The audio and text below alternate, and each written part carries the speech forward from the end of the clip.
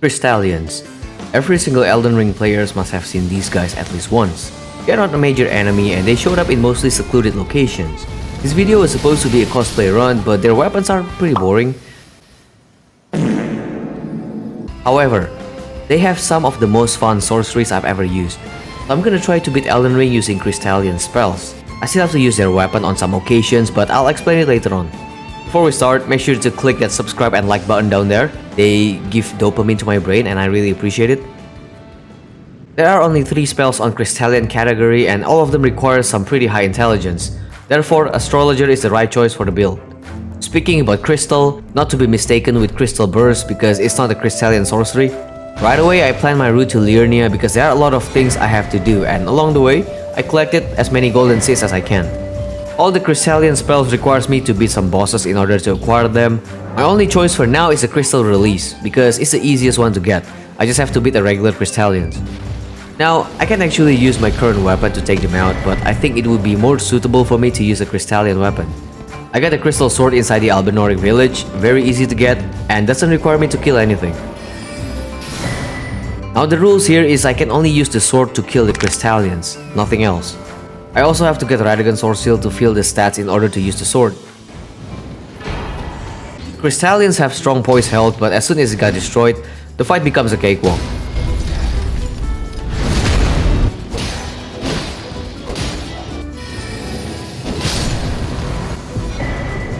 Currently, I don't have what it takes to use the Crystal Release, so I'll compensate it with Marika's Scarsil. It only boosts 3 points on certain stats including intelligence, but it will help me a bit to get less runes to level up. Also, I have to go back to the Academy Cave when I fought a Crystalian before, because apparently there is a crystal staff I can use. This staff boosts every Crystalian sorceries. Perfect for my need. The problem with this staff is the same with the sorceries themselves. They require high intelligence. Basically, I have to get cum laude with the GPA above 3.8 at the minimum. So to solve this problem, I'm using Meteorite Staff instead. Alright, the rest, I still have to level up my intelligence a bit more, so you know, balls. Our first boss obviously Morgott, with only Crystal Release in my slot, let's see how things goes.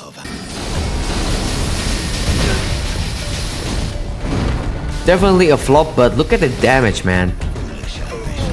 Crystal Release has a slow build-up and even a slower recovery time that can be really painful, but it deals a lot of damage.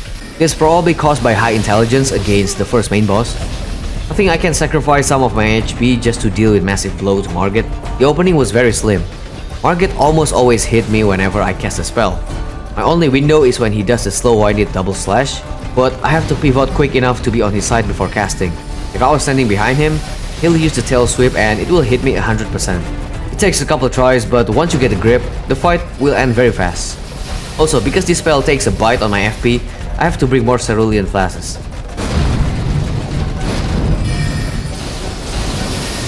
I think I could run forward when he jumped, but it was a risky move and it's almost impossible to pull on second phase.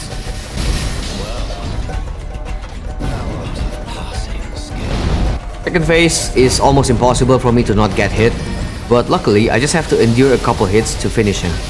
When he's transitioning to use the hammer, he just stays still and the shards gonna hurt him pretty bad.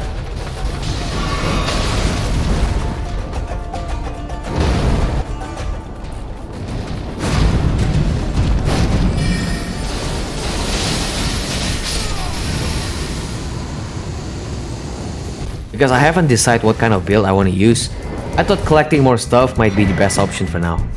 Ritual Sword Talisman raises 10% attack power on max health. Really good talisman to boost my damage.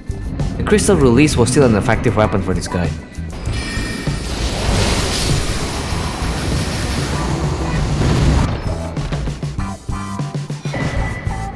Compared to Morgott, Roderick fight was effortless, I would say, because he doesn't have any move that is fast enough to punish my slow recovery time, and his Stormcaller move is a huge giveaway.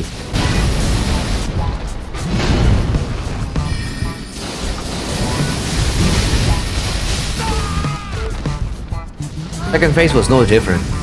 I was being a bit greedy and luckily I broke his stance, making me even greedier to land more hits. But I get hit once, and then I'll wait for the next opening to beat him.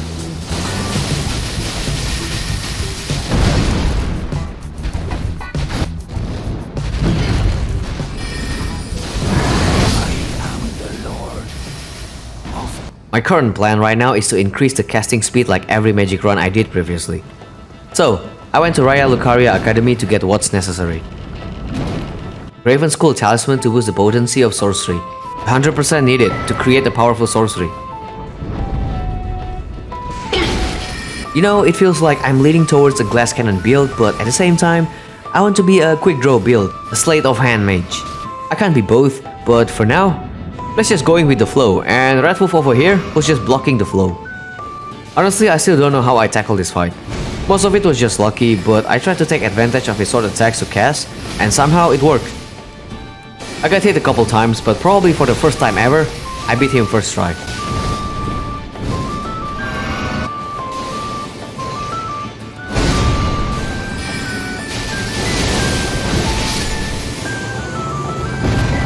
I got Radagon's icon to boost my casting speed. This location after you beat Red Wolf is kinda rich with some stuff that I need. My second spell is the Shattering Crystal. This will be my primary weapon from now on. At the same location, close to the Shattering Crystal location, I also acquired the Azure Glintstone Staff, which is probably one of the best staff in the game. It increases casting speed in exchange of high FP consumption. I think for now, let's go with the quick draw build. So right now I'm doing various quests to get to Mohgwyn. I only need some extra runes to use Azure Staff and the rest of the sorceries. I think 52 intelligence at max. With all done, now I'm using Azure Glintstone Staff as my main weapon while holding Crystal Staff on my left hand. Power Sensing will transfer the passive effect from Crystal Staff while keeping fast casting speed from Azure Staff as well. I am picking Radahn as my next target, but before that I want to see Ranni so I can properly start her quest. By doing so, I have to beat Loretta in Caria Manor. It was an easy fight. Shattering Crystal works like a shotgun blast, and thanks for the fast casting speed, I can effectively use the spell without any repercussions.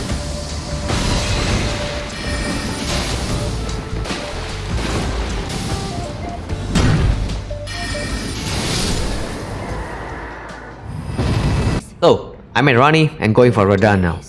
After the whole effort I did a while ago, it feels like Radahn just slammed my confidence and spit on my face, metaphorically. My damage was undoubtedly high. I could take out Radahn in a short time, but the problem lies on when and where I cast a spell. Moments before he starts using gravity magic was easy. I could land some hits to his crotch just by waiting for the right moment when he does the rapid slams. Second slams, I have to roll forward and cast a spell twice.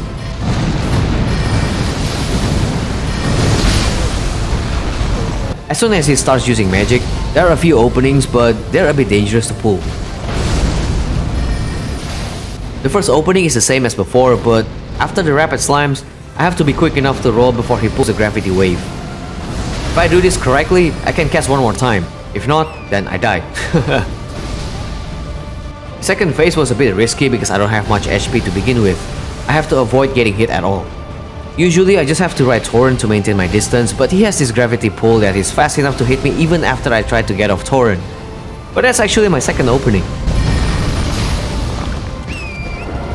So after Radahn took an action, I have to be on foot just to be cautious if he does any gravity pull out of nowhere. If I got close to him, he'll do the follow-up attack by heavy slam to the ground. The fight honestly took very long because I have to get used with the circumstances and most of his moves are gonna kill me in one hit.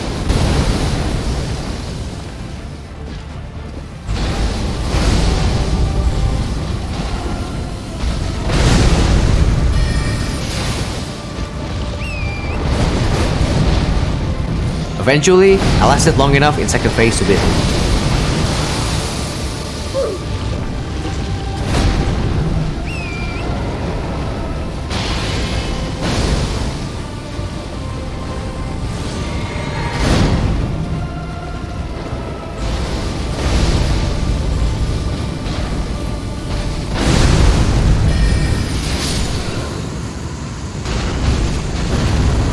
There goes Radahn. Beating him is necessary for Ranni's quest because I need the Stargazer Heirloom. But before that, I want to get the last crystal sorcery, which is the Crystal Torrent. Yeah, we're not talking about the Crystal Torrent, but we're talking about the Crystal Torrent, or the budget Comet Azure, if you want to call it. Getting this spell requires me to beat the hardest Crystallian bosses in the game, the Putrid Crystallians.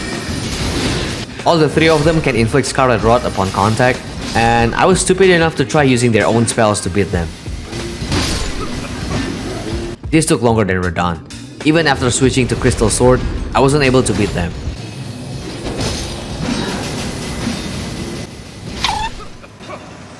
You know, I don't have enough stats to actually use the spell and sword, so whenever I need to wield these weapons, I have to keep switching between Radahn Sorcery or Marika's Scarcel.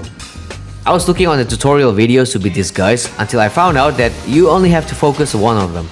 In this case, the spear one is the most annoying and possesses the biggest threat to me.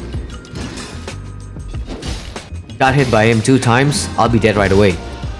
The strat is the same as every Crystalian. Break their poise and things will become easier. After I beat the spear one, the ring blade is next. Ring blade is by far the easiest one out of the 3. It doesn't really do anything and avoiding the rings is pretty easy.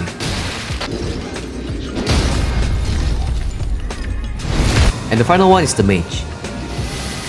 And there we go, we get the Crystal Azure.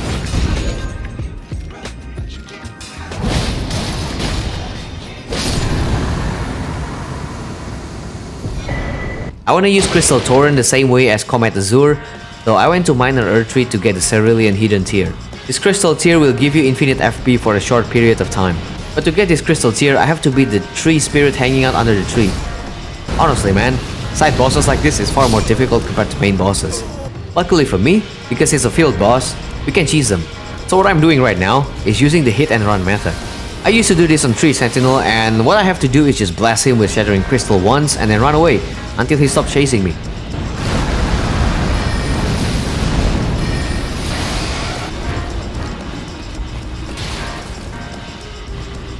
I just have to keep doing this until I finally kill it.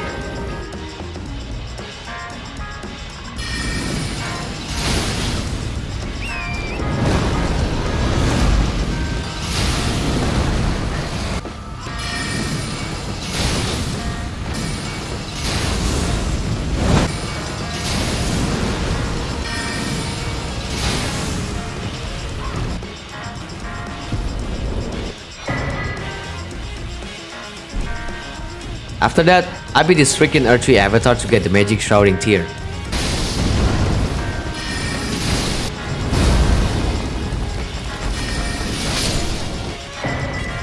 Another item I want to get is Godfrey's icon that boosts charge attacks. It works with Shattering Crystal. To acquire this talisman, I need to go back to Altus Plateau to beat Godfrey.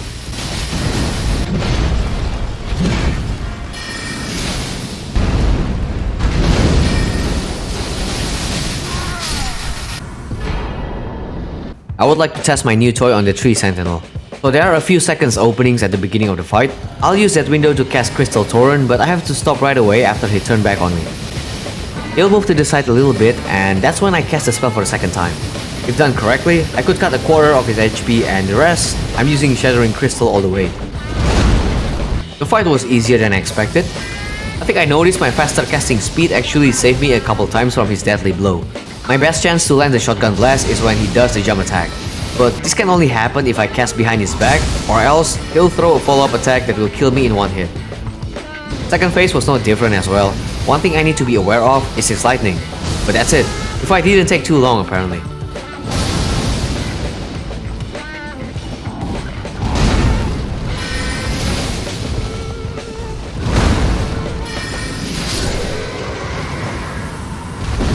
I was a bit concerned about my stamina.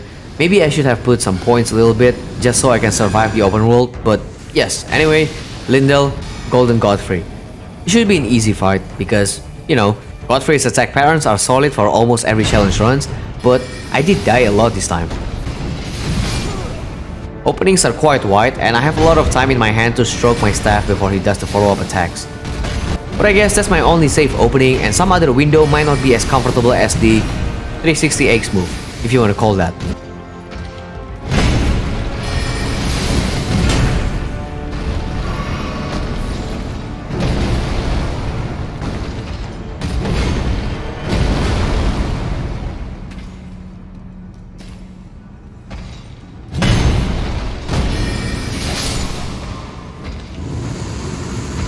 I have 4 talisman slots now and I want to fill the last spot with Stargazer Heirloom.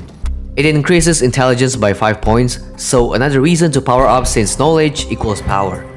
This is the reason I beat Radahn a while ago. Going for this talisman really takes some time and I face Godskin Noble at the bridge. This is a practice session before fighting Godskin Duo for real, but it's far easier by the looks of it. I hope this is foreshadowing my future encounter. Who knows?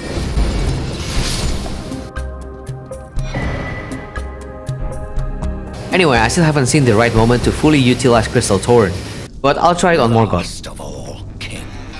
I didn't see any opportunity to do that, and my first attempt didn't even last for 10 seconds. For now, it's best to use Shattering Crystal instead since I'm on quick draw build, and using this spell is like every other spells but with high damage.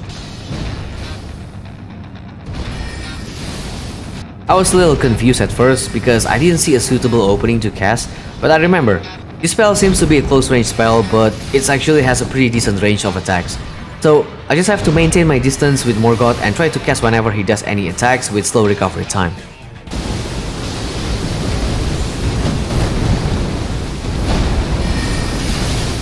I did get hit a few times, but I survived. Now entering second phase, and this is the moment I have to use Crystal Torrent. Drink the Hidden Tear and cast the Crystal Azure in distance.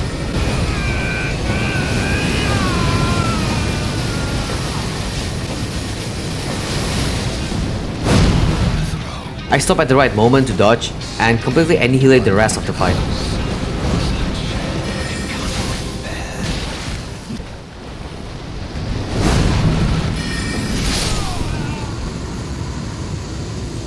I got Vigor check a few times while making my way to mountaintops of the giants, and that's totally fine, as long as I can bypass all the mobs. Gathering the rest of the Somber Stones to upgrade my staff, and actually I was trying to get some extra stones because I was planning to get another staff later on, probably after beating Fire Giant. My fight with Okina ended terribly as usual, and this made me a little worried about Gideon. My concern right now lies within Fire Giant, Godskin Duo and Gideon, because I suspect each of them has their own unique style to fight. So let's go for Fire Giant first. First phase didn't bother me at all since I can maximize my damage to attack his leg, and it didn't take that much time to reach the second phase surprisingly.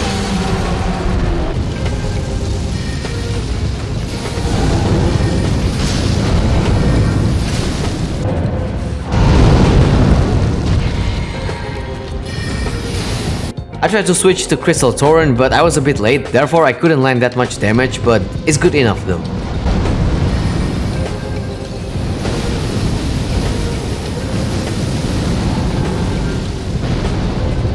Usually I just ran away when the eruption happened, but because this is my first try, I tend to do some stupid things to see if it works, and yeah, this time using Crystal Release. But it didn't come out as I expected, so I have to use Shattering Crystal instead. I really tried to attack his hands because I know it will land more damage, but apparently they all did the same amount of damage, for his body and the leg as well. So I just aim for whatever body part available at the moment. This is the fastest Fire Giant fight I had, and the last moment was very close. It's either me or him. It's definitely not me.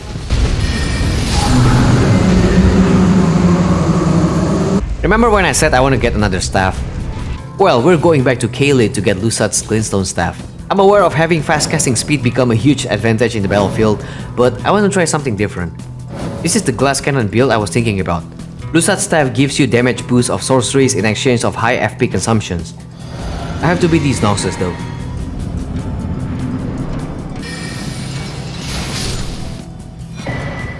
Alright, coming up next, our favorite and most balanced duo bosses, Godskin Duo. There is no easy fight with these guys. I did a lot bro, but nothing new at this point. I spent some good hours if I want to be honest, but wait, it's not entirely hopeless. I used Shattering Crystal for this fight and the damage was a lot to them, but there's the thing.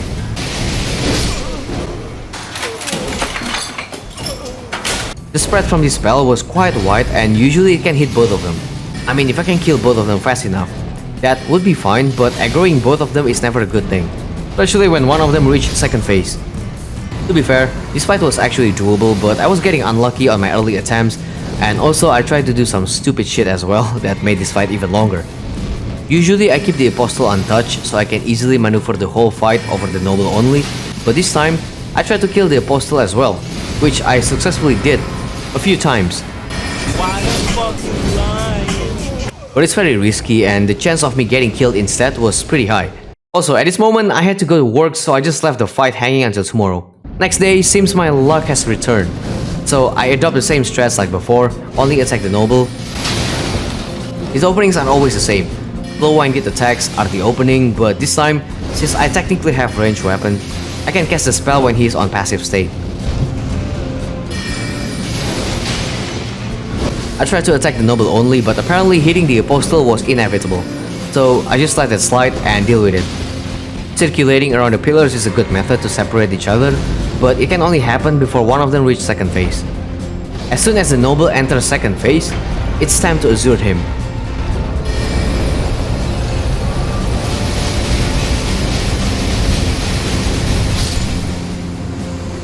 I got enough cerulean flashes to do multiple Azures, but we have to kill the apostle this time. This guy can dodge the blast, but when he's aggressive towards me, that's when he's unable to dodge. So I'll use that window. Also, I try to utilize charge attacks as often as possible.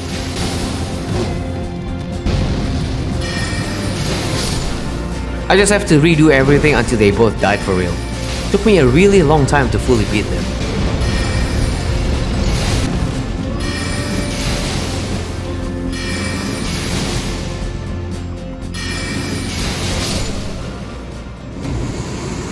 Second most difficult boss has been eliminated and I can proceed to Maliketh.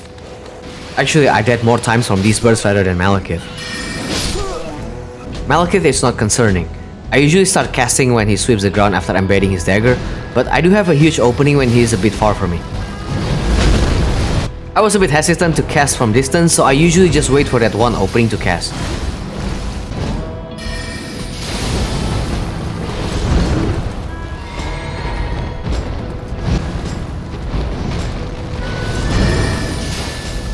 Second phase, obviously I took advantage of the Destined Death. Shattering Crystal does a massive blow with charge attack, but using Crystal Release was the best decision I made. Those raining shards took a huge chunks of his HP.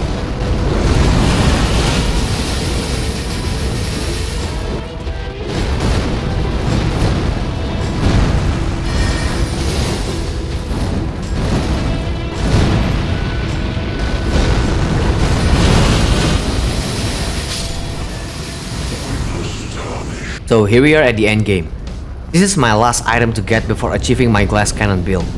Creates a sigil that increased magic damage by 35%. That's a lot of damage. And here we are going back to the Academy Cave for the third time because I didn't pay attention. Also, I don't have enough memory stones to store any more spells, but luckily, Roundtable Hold got one, so I bought it. I'm afraid of Gideon, so I need to kill him fast. The plan was supposed to use Crystal Torrent, but looking at Gideon's nature, I think he would dodge them quite easily. So I used Shattering Crystal instead. I was expecting the damage would be more impactful, but this is good enough for me. And he died pretty fast.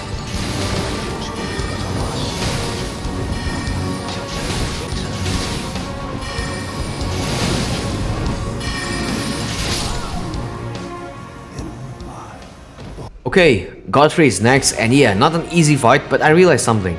When I fought the golden version, the advantage I had was my fast casting speed. So on my next attempt, I switched back to my quick draw build with Azure Staff and Radahnn's icon for my talisman.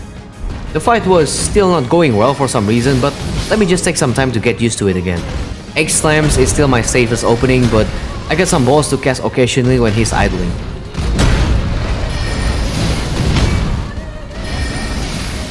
Also, I might be crazy enough to use Crystal Torrent sometimes. It wasn't very effective though.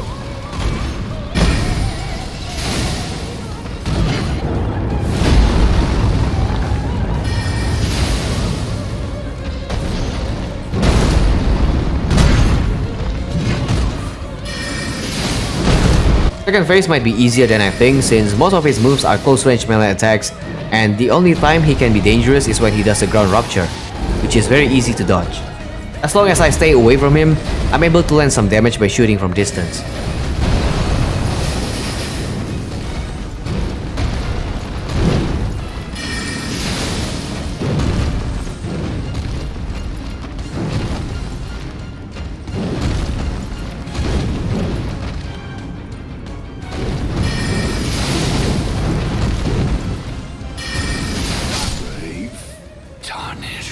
Final boss, here I come.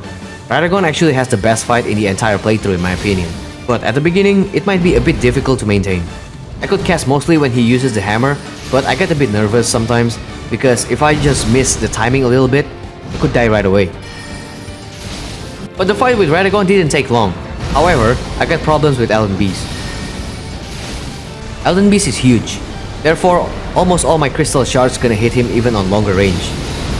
His moves are mostly dodgeable, but because this is a glass cannon build, it's very hard to survive the Elden Stars or the Golden Rain. They didn't kill me in one hit, but usually once you get hit the first time by those, you're almost unable to escape the following attacks. The best moment here appears when Elden Beast actually swings its sword. It's my opening, and usually it allows me to land one charge attacks and one other regular attack. Radahn and Elden Beast took 2 hours to beat, but I'm glad it ended now. Alright, the fight was actually taking very long. 2 hours of fighting, because I thought Radahn would be kinda easy, but apparently I did a lot, looking back at the footage, and probably this is my best Elden Beast takedown. I don't know, man, I just want to try to do this in anime style, and I kinda did it.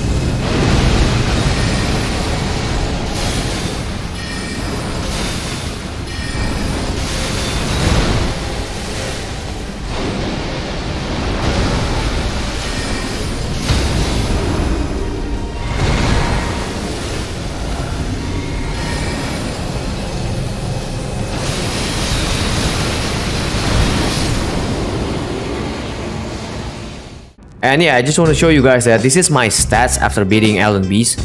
I kind of want to know if like my intelligence was too high or maybe like it was still under the cap. Like sometimes I'm a bit confused with those kind of stuff, so please let me know in the comments down below, guys, what you guys thinking about it, alright? So we are at the epilogue of the game. If this is a top 10 video, this part right now is the honorable mention. Okay, I plan to fight the rest of the bosses like I did on livestream, but since I work overseas at the moment, I don't have much time. I'll try to beat as many as I can. And I know this time, I couldn't beat him without the crystal tier. So I went to the church to beat Eleonora. I know you guys have been waiting for Mikla to pop out from his cocoon, but let's hold on for a little longer, okay? The DLC will come out soon. In the meantime, let's kill his kidnapper instead. Honestly, Mok isn't as aggressive as any other bosses, so I feel a bit flexible to cast my shotgun.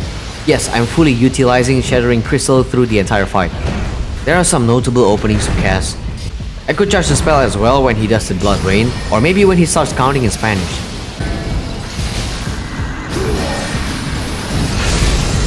Now this is where the fun begins. I was supposed to do this in order: drink yellow, cast Terra Magica, and then cast Crystal Torrent. But I was in panic state, so I accidentally drank the blue and wasted a couple seconds. But that's okay, since I still inflict a significant damage at the end. Now the strat is stay as close as possible to him. Sometimes his swings are blocking my view, but for safety reasons I will not move out from him. It was a bit powerless when you are close, and the only time you have to move away is when he does the Blood Rain. Some of his moves has different variations with explosions, but I just have to roll more often to avoid that. I'm aware of the flaming trails on the floor. Sometimes it can be annoying, but I gotta keep my eyes open.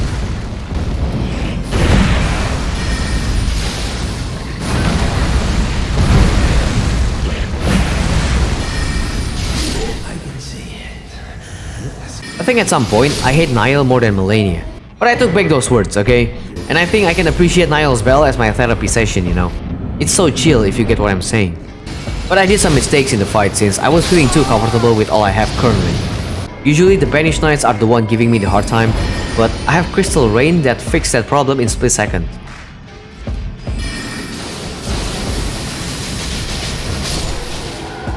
The other one with the shield, I have to kill him manually though. But honestly, Niall didn't give me any challenge at all. His openings is always the same and he's very slow as well. So the fight ended pretty quick.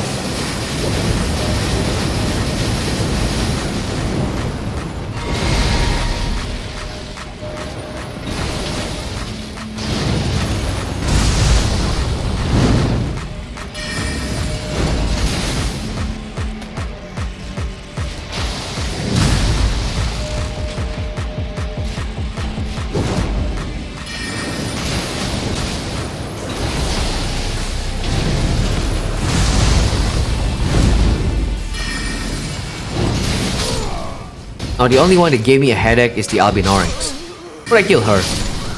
And play with the corpse a little bit. Moving to the Helic tree and facing Loretta for the second time. I killed her spectral version quite easily back then, but I did die multiple times this time. I used Terra Magica as well to maximize my damage, but it didn't work that well. Openings are the same like the spectral version, but it's more comfortable for me to cast when she also casting Glintblood Sword above her. I tried to use charge spells if possible, but there weren't that many opportunities.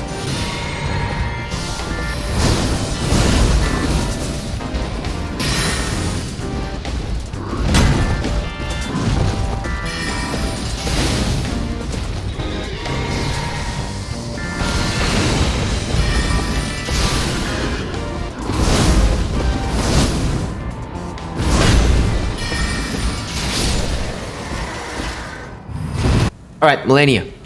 She's less of a threat than I expected. Of course, it's not gonna be an easy first try because I wanna try to diversify my strats with all my sorceries. Well, except for Terra Magica, I think. Malenia's first phase was a bit slow since her behavior can turn 180 after she took an action.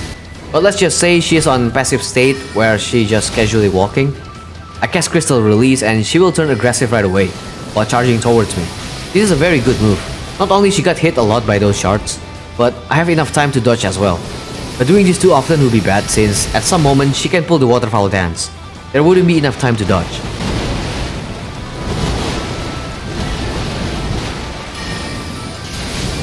But yeah, other than that, I just keep using Shattering Crystal whenever she does any slow-winded attack.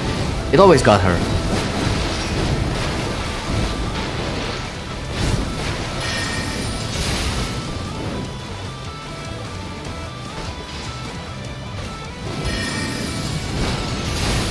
Second phase was a bit tricky. Of course, Scarlet Aeonia is a big window to use Crystal Torrent, but I have to be aware of the range or else I'll get killed by the rod. If done correctly with the right timing, it will crunch a huge bite of her HP. Luckily, she did it again back to back, and I depleted her health even more.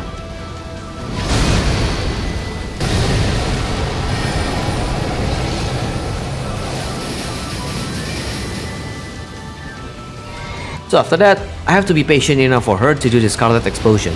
I might find some other openings, but I just want to be cautious since her moves can be tricky sometimes.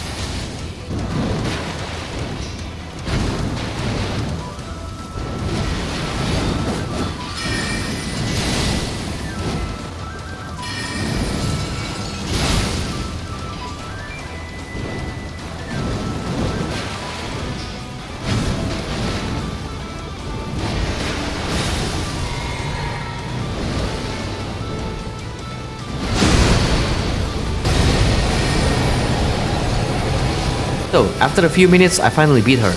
And she pulled her tutu dress at the end. Extraordinary. Alright guys, that's it for me. I really want to go for other bosses, but currently I'm in another country and my time wasn't as flexible as before. But I'll be back on streaming soon enough. And also, special thanks to channel members. I love you guys. Leave a like if you like it and don't forget to subscribe. I'll see you guys in the next time.